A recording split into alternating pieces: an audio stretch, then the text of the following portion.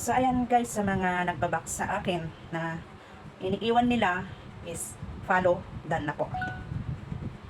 Ito lang maipapayo ko mga palangga, kaibigan, friends, idol, lalabs, pangkalahatan. Gawin nating tama ito.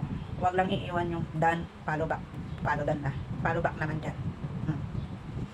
Kasi once nahanapin ko yung mga follow nyo, tapos wala. Fake follow back yun. Fake follow yun. Hindi po ako nakikipag-follow to follow. Mula ginawa ko ang account ko, hindi ako nag-box to box. Never ako nag-box to box. Pinabayaan ko mag-grow up ang aking account.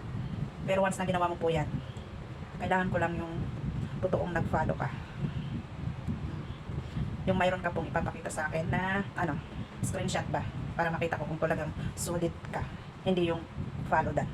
Dahil once na pinasyalan ko ang aking notification at hindi kita makita, hindi ko rin gawain na kahit nagsabi ka ng gano'n at hindi kita makita, gagawin ko pa rin yung tama. Dahil alam mo, ang feedback niyan, kung iisa ka lang na hindi nag-follow sa akin kahit sinabi mong pinalo mo ako, maraming kapalit yan.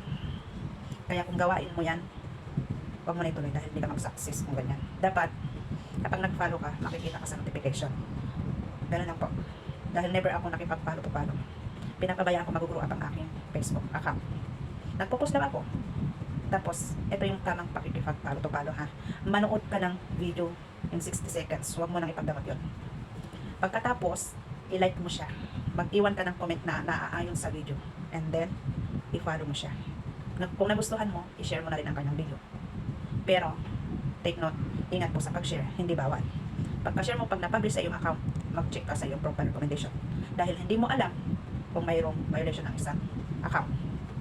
Magre-reflex din sa iyo yan. So, payong kaibigan, follow for more tips.